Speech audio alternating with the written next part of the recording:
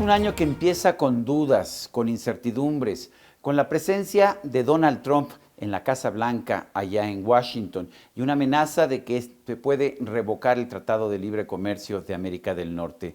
Es un año que tendrá crecimiento poco positivo para México y para muchos países del mundo. Y es un año también en el que empieza el proceso para elegir a un nuevo presidente de México. El 20 de enero de este 2017, Donald Trump se convertirá en presidente de los Estados Unidos. El simple hecho de que un personaje como él pueda ocupar la presidencia del país más poderoso del mundo parece una mala señal. La gran pregunta ahora es qué tan capaz será Trump como presidente y cuántas de las amenazas que ofreció en su campaña populista podrá o querrá cumplir. Trump ha prometido un mundo con más proteccionismo comercial, lo cual significaría una menor actividad económica y, por supuesto, un menor crecimiento y prosperidad para todos. Ya lo vimos en la década de 1930. El proteccionismo genera represalias comerciales y estancamiento. El proteccionismo comercial fue una de las razones de la Gran Depresión de los años 30. Pero ¿qué vamos a esperar en la era Trump al corto plazo? Hay varios factores a analizar y yo creo que el más importante para nosotros los mexicanos es la cuestión del Tratado de Libre Comercio. El señor estuvo vociferando y gritando que iba a desmantelar el tratado, pero no creo que vaya a ser tan radical sus acciones. Eso sí, durante este primer año vamos a comenzar a ver las primeras negociaciones para abrir el tratado y ver qué es lo que se va a cambiar y qué es lo que se va a quedar definitivamente intacto. En el lado internacional, tenemos que Donald Trump no cree mucho en las viejas alianzas que crearon el orden internacional después de la Segunda Guerra Mundial, la famosa Pax Americana. En la cuestión de Europa, vemos que Donald Trump se acerca más a Rusia, dándole espacio y abriéndole la puerta para que pueda comenzar a hacer ciertas maniobras militares o políticamente agresivas con sus vecinos. Francia tendrá también este año elecciones presidenciales y también en ese país se advierten amenazas proteccionistas y aislacionistas. Marine Le Pen, del Frente Popular, una organización de derecha que se opone a la inmigración y al libre comercio, puede obtener un buen resultado y quizás hasta ganar. El Reino Unido tiene que empezar el proceso de salida de la Unión Europea. Es un proceso que al final perjudicará tanto a británicos como a europeos, pero la decisión de los electores se tomó en 2016, aunque las dificultades técnicas para realizar esta separación son enormes. Total number of ballot papers counted was 33,577,342. The total number of votes cast in favor of Remain was 16,141,241. The total number of votes cast in favour of Leave was 17,410,742. This means that the UK has voted to leave the European Union. México no tendrá elecciones presidenciales, pero empezará el proceso que culminará en los comicios del 2018. El país busca elegir a un nuevo gobernante en una situación muy complicada. El presidente Peña Nieto registra niveles de popularidad muy bajos. Muchos de los partidos principales se enfrentan a divisiones internas muy significativas. Pero no es el caso de Morena, que se encuentra totalmente unida en torno de su líder, Andrés Manuel López Obrador, quien piensa que en una elección la tercera es la vencida. En la mayoría de las democracias, las candidaturas a la presidencia son como el vino. El mejor vino es el que pasa más tiempo en las barricas. Así es que quieren de una vez decir que ya están en la barrica para volverse buen vino el día de la jornada electoral. Es que aceptemos, este es un síntoma normal de la vida democrática. No hay adelantamiento que sea nocivo. En el PAN, Margarita Zavala, Ricardo Anaya y Rafael Moreno Valle buscan la candidatura presidencial, pero corren el riesgo de dividir al partido. En el PRI son varios los que podrían optar por la candidatura, pero nadie se atreve a postularse mientras el presidente Peña Nieto no abra el proceso. El PRD, que ha perdido un enorme terreno frente a Morena de López Obrador, parece inclinarse por la candidatura de Miguel Ángel Mancera, el jefe de gobierno de la Ciudad de México. El problema es que Mancera no es ni siquiera militante del partido. En economía podemos esperar un año tan malo como el anterior, o tan malo como el anterior al anterior, o incluso tan malo como el anterior al anterior del anterior. La verdad es que no hemos podido romper con la barrera del crecimiento del 2% al año. Las promesas de todos los candidatos presidenciales de darnos un crecimiento de 6% al año, simple y sencillamente no se han hecho realidad.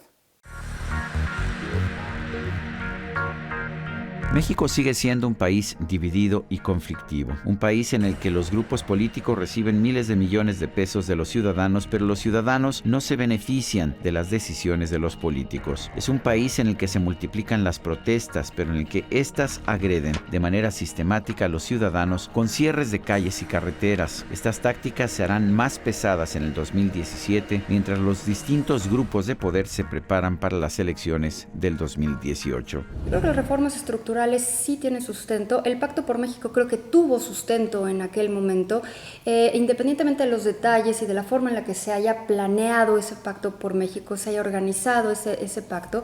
Creo que las reformas estructurales sin duda son importantes para el país. Creo que sí han cambiado algunas cosas. Unas me parece que son más importantes que otras. Unas veremos su impacto más adelante. Unas estamos viendo que tienen ciertos tropiezos en el camino, pero sí creo que a pesar de todo lo que ha pasado en los años subsecuentes de la administración, estas reformas estructurales son muy importantes para el país. Para México será importante que las reformas estructurales empiecen a tener resultados. De nada sirve que los especialistas señalen las ventajas de estas reformas si no se advierte una mejoría en el nivel de vida de la población. Las batallas políticas no están terminadas. Los grupos que se han opuesto a las reformas estructurales piensan que un nuevo gobierno puede ayudar a revertirlas. Está de moda el convertir las necesidades en derechos. Por ejemplo, habla hasta de sexo seguro y de que va a garantizar un sexo placentero, en que va a dar a todos una renta, en que van a tener derecho al ocio, en que van a tener viviendas. Si nosotros nos vamos a lo que es un derecho, vemos que los derechos fundamentales son, como dicen muchos filósofos, entre ellos John Locke, son el derecho a la vida, el derecho a la propiedad y la libertad. De esos derechos que están consignadas en las llamadas garantías individuales en nuestra Constitución, derivan todos los demás. Y paradójicamente esta Constitución, que dice dar muchos derechos, pone en entredicho los derechos fundamentales, como es el derecho de propiedad. Entonces tenemos con que muchos de los que ellos llaman derechos, en realidad son promesas. Y nos preocupa que esta Constitución, o por lo menos este proyecto de Constitución, no es algo original. Si nosotros nos vamos a la que existía en la URSS, en la que existía en la China de Mao, vemos que hay mucho paralelismo y en gran parte esta Constitución lleva implícito un ataque a los derechos de propiedad. Por ejemplo, prohíbe la privatización del agua y, como lo dice en una forma muy general, puede interpretarse hasta que va a estar prohibido repartir garrafones o botellas de agua. 2017 será el año de la nueva Constitución de la Ciudad de México. Los capitalinos no pidieron dejar de ser Distrito Federal, ni tampoco querían una constitución propia. Por eso, se abstuvieron mayoritariamente de votar por los diputados de la Asamblea Constituyente. Pero quienes han quedado como diputados pueden aprobar locuras como las que se han advertido en el proyecto sometido por el gobierno de la Ciudad de México a la Asamblea Constituyente, el cual crea toda una serie de derechos que seguramente no se podrán aplicar y que elimina el derecho más fundamental de todos, el de la propiedad privada. El 2016 fue el año de los bajos precios del petróleo y del desplome del peso en los mercados cambiarios internacionales. El 2017 va a ser, en cambio, el año de la incertidumbre por las amenazas o las acciones que pueda tomar el presidente de los Estados Unidos, Donald Trump, allá desde la Casa Blanca. Todos los países del mundo nos vemos afectados por las decisiones de quien se encuentra en el poder allá en los Estados Unidos. Pero estas decisiones nos afectan mucho más a nosotros, los vecinos del sur. Como tantas veces en el pasado, los mexicanos nos entusiasmaremos, no por el desempeño de la economía o por las acciones y las declaraciones de los políticos, sino por los logros de nuestros deportistas y las actuaciones de nuestros artistas. México estará al pendiente de los goles del Chicharito en Europa y de las carreras del Checo Pérez en los circuitos de la Fórmula 1. Como siempre, surgirán algunos grandes peloteros mexicanos en las ligas mayores de béisbol, y el país estará al pendiente de cada juego de la Selección Nacional de Fútbol en su camino hacia la Copa del Mundo de Rusia 2018. La experiencia nos dice, sin embargo, que los triunfos, que no serán muchos, estarán marcados por decepciones. ¿Por qué tenemos tantos terroristas entrenándose en Siria? No solo porque son chicos que quieren entrenarse, porque tenemos Siria. Porque no hemos resuelto, después de 5 años de guerra civil, Siria. La ausencia de poderes tras el fracaso de la primavera árabe en Siria nos permitió la gestación del Estado Islámico.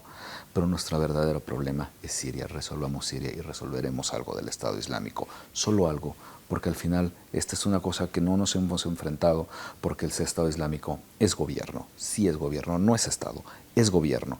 Son criminales, son terroristas, son genocidas. El mundo estará preocupado por otras cosas. La guerra de Siria se ha convertido en una contienda sorda y cruel que está expulsando a millones de ese país. El Estado Islámico está en retirada desde el punto de vista militar en Siria y en Irak, pero su capacidad para destruir sigue estando presente. Seguramente veremos este año nuevos atentados terroristas de grupos fundamentalistas convencidos de que Dios quiere que maten a inocentes. No hay esfuerzo de seguridad que se pueda realizar para evitar estos ataques. Las respuestas de un presidente irascible en Washington, sin embargo, pueden ser muy riesgosas para el mundo. En Colombia se mantienen las esperanzas de paz a pesar del rechazo de los electores a aceptar el acuerdo negociado originalmente entre el gobierno y la guerrilla de las FARC. ¿Qué podemos esperar entonces para Venezuela y su presidente Nicolás Maduro en este 2017? Lo más seguro, señores, es que esta crisis solamente se profundice. Está llegando ya, de hecho, a niveles de crisis humanitaria. Hay hambruna, las personas no tienen acceso a los materiales, a los productos de consumo más básico. La moneda no vale absolutamente nada. Es muy difícil que con los precios del petróleo tan bajos, los cuales difícilmente van a subir durante el 2017, Venezuela pueda salir del abismo al que ha caído durante varios años ya, de hecho. El gran riesgo para Latinoamérica, sin embargo, se encuentra en Venezuela. Las condiciones económicas y políticas se han deteriorado tanto que es posible que veamos soluciones de fuerza de un lado o del otro. El sueño del socialismo del siglo XXI se ha desplomado, pero Nicolás Maduro, el sucesor de Hugo Chávez, no está dispuesto a aceptarlo. Este 2017 empieza en un ánimo de incertidumbre. Y buena parte de las dudas surgen de Donald Trump, ese personaje que ya la experiencia nos ha demostrado no tiene los equilibrios necesarios para ser un buen gobernante de su país y menos del país más poderoso del mundo. Sin embargo, los mexicanos podríamos encontrar en este ambiente algunas oportunidades significativas, importantes, pero para eso necesitamos que nuestra clase política tome las decisiones que sean correctas para el beneficio de nuestra economía. Si tenemos una economía frágil, no podremos aguantar los embates que provengan del exterior. Yo soy Sergio Sarmiento y esto es 13 en Libertad.